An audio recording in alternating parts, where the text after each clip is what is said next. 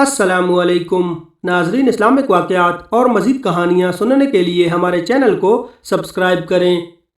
حضرت آدم علیہ السلام کی وفات کے بعد حضرت شیث ولی عہد ہوئے اور اللہ کے احکامات کو عام کرتے اور عبادت الہی میں وقت صرف کرتے۔ حضرت شیث علیہ السلام حضرت آدم کے بعد اللہ کے احکامات لوگوں کو سناتے اور انہیں اللہ کی طرف بلاتے۔ روایات میں ہے کہ حضرت شیث نے بنو قابیل میں بھی دعوت و تبلیغ کا کام کیا، جس سے چند لوگ ان میں سے بھی احکام خداوندی کی پیروی کرنے والے ہوئے، اور بعد میں شیطان نے بنو قابیل کو پھر بہکا کر ان کو شہید کروا دیا، اور بعد اس کے بت پرستی کی ابتدا ہوئی۔ جب حضرت شیث 165 سال کے ہوئے تو آپ کے ہاں ایک بیٹا ہوا جس کا نام آپ نے انوش رکھا۔ حضرت انوش سے کینن، کینن سے مہلائل، مہلائل سے یارد، اور یارد سے حضرت اخنوخ پیدا ہوئے، جو حضرت آدم اور حضرت شیث کے بعد اللہ کے تیسرے نبی بنے۔ سب سے پہلے جس شخص نے قلم سے لکھا وہ آپ ہی ہیں۔ کپڑوں کے سینے اور سلے ہوئے کپڑے پہننے کی ابتدا بھی آپ ہی سے ہوئی۔ اس سے پہلے لوگ جانوروں کی کھالیں پہنتے تھے۔ سب سے پہلے ہتھیار بنانے والے، ترازو اور پیمانے قائم کرنے والے، اور علم نجوم و حساب میں نظر فرمانے والے بھی آپ ہی ہیں۔ یہ سب کام آپ ہی سے شروع ہوئے۔ اللہ تعالیٰ نے آپ پر 30 صحیفے نازل فرمائے، اور آپ اللہ تعالیٰ کی کتابوں کا بکثرت درس دیا کرتے تھے، اس لیے آپ کا لقب ادریس ہو گیا، اور آپ کا یہ لقب اس قدر مشہور ہو گیا کہ بہت سے لوگوں کو آپ کا اصلی نام معلوم ہی نہیں۔ قرآن مجید میں آپ کا نام ادریس ہی ذکر کیا گیا ہے۔ آپ کو اللہ تعالیٰ نے آسمان پر اٹھا لیا ہے۔ بخاری و مسلم کی حدیث میں ہے کہ حضور اکرم صلی اللہ علیہ وآلہ وسلم نے شب معراج حضرت ادریس علیہ السلام کو چوتھے آسمان پر دیکھا۔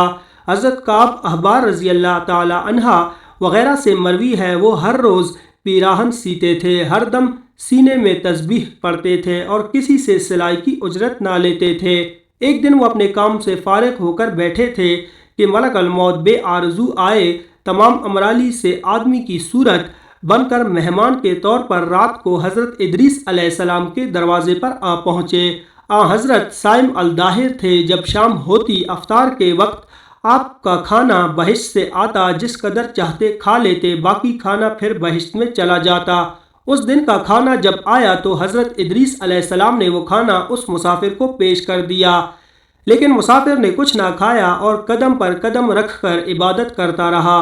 حضرت ادریس علیہ السلام ان کا یہ حال دیکھ کر معتجب ہوئے کہ یہ کون شخص ہے۔ اگلے دن حضرت ادریس علیہ السلام نے ان سے کہا کہ اے مسافر، تو میرے ساتھ چل کر خدا کی قدرت صحرا میں جا کر دیکھو۔ تب دونوں بزرگ گھر سے میدان کی طرف نکلے، جاتے جاتے ایک گیہوں کے کھیت میں جا پہنچے۔ حضرت ملک الموت نے کہا کہ چلو چند گوشے گیہوں کے لے کر دونوں کھاتے ہیں۔ حضرت ادریس علیہ السلام نے فرمایا، عجب ہے، رات کو تو نے حلال کھانا نہ کھایا اور اب حرام کھانا چاہتا ہے۔ پھر وہاں سے دونوں بزرگ دوسرے باغ میں پہنچے اور وہاں بھی انگور دیکھ کر حضرت اسرائیل نے کھانے کا قصد کیا۔ حضرت ادریس علیہ السلام نے فرمایا کہ تصرف ملک غیر میں حرام ہے۔ پھر جاتے جاتے ایک بکری دیکھ کر حضرت اسرائیل نے کھانے کا ارادہ کیا۔ پھر حضرت ادریس علیہ السلام نے کہا کہ بیگانی بکری کو ذبح کر کے کھانا ممنوع ہے۔ اسی طرح 3 روز تک دونوں باہم گفتگو کرتے رہے۔ جب حضرت ادریس علیہ السلام کو لگا کہ یہ شخص بنی آدم سے معلوم نہیں ہوتا، یہ کون شخص ہے، اور فرمایا کہ خدا کے واسطے ظاہر تو کرو کہ تم کون ہو۔ مسافر بولا، اسرائیل ہوں۔ حضرت ادریس علیہ السلام نے فرمایا، کیا سب مخلوقات کی جان تم ہی قبض کرتے ہو؟ انہوں نے کہا کہ ہاں۔ حضرت ادریس علیہ السلام نے فرمایا، تم شاید میری جان قبض کرنے آئے ہو۔ انہوں نے کہا، نہیں، میں تو تمہارے ساتھ خوش طبعی کرنے آیا ہوں۔ حضرت ادریس علیہ السلام نے کہا کہ 3 دن سے تو میرے ساتھ ہے، کیا اس عرصے میں بھی تو نے کسی کی جان قبض کی ہے؟ وہ بولے، کالا کلہ بینی یدی کانما بیدی کا خیر۔ ترجمہ، کل جان قبض کرنا ہمارے ہاتھ میں ایسا ہے جیسے تمہارے دونوں ہاتھ کے نیچے روٹی رکھی ہوئی ہے، یعنی جس کی اجل آتی ہے اللہ پاک کے حکم سے میں ہاتھ بڑھا کر اس کی جان قبض کر لیتا ہوں۔ اور بولا، اے حضرت ادریس علیہ السلام، میں چاہتا ہوں کہ تیرے ساتھ رشتہ برادری کا کروں۔ حضرت ادریس نے فرمایا کہ میں تجھ سے رشتہ برادری کا کروں گا، لیکن ایک بار موت کا مزہ چکھنا چاہتا ہوں، کیسا ہوتا ہے، تم میری روح قبض کر کے دکھاؤ۔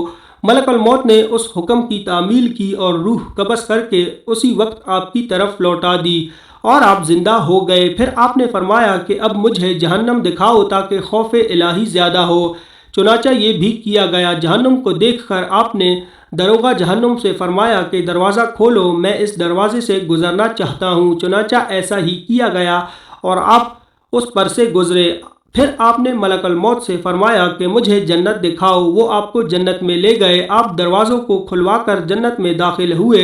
تھوڑی دیر انتظار کے بعد ملک الموت نے کہا کہ اب آپ اپنے مقام پر تشریف لے چلیے۔ آپ نے فرمایا اب میں یہاں سے کہیں نہیں جاؤں گا۔ اللہ تعالیٰ نے فرمایا کہ کل نفس ذائقۃ الموت، تو موت کا مزہ میں چکھ ہی چکا ہوں، اور اللہ تعالیٰ نے یہ فرمایا ہے کہ ہر شخص کو جہنم پر سے گزرنا ہے، تو میں گزر چکا۔ اب میں جنت میں پہنچ گیا، اور جنت میں پہنچنے والوں کے لیے خداوند قدوس نے یہ فرمایا ہے کہ جنت میں داخل ہونے والے جنت سے نکالے نہیں جائیں گے۔ اب مجھے جنت سے چلنے کے لیے کیوں کہتے ہو؟ اللہ تعالیٰ نے ملک الموت کو وحی بھیجی کہ حضرت ادریس علیہ السلام نے جو کچھ کیا میرے اذن سے کیا، اور وہ میرے ہی اذن سے جنت میں داخل ہوئے، لہٰذا تم انہیں چھوڑ دو، وہ جنت ہی میں رہیں گے۔ چنانچہ حضرت ادریس علیہ السلام آسمانوں کے اوپر جنت میں ہیں اور زندہ ہیں۔ حضرت ادریس علیہ السلام کے آسمانوں پر اٹھائے جانے اور ان کو ملنے والی نعمتوں کا مختصر اور اجمالی تذکرہ قرآن مجید کی سورہ مریم میں ہے۔ ترجمہ اور کتاب میں ادریس کو یاد کرو، بے شک وہ صدیق تھا، غیب کی خبریں دیتا، اور ہم نے اسے بلند مقام پر اٹھا لیا ہے۔ جن پر اللہ نے احسان کیا غیب کی خبریں بتانے والوں میں سے آدم کی اولاد سے۔ سبحان اللہ۔ ناظرین، ویڈیو پسند آئی ہو تو ویڈیو کو لائک کریں اور ساتھ میں ایک اچھا سا کمنٹ بھی کر دیں۔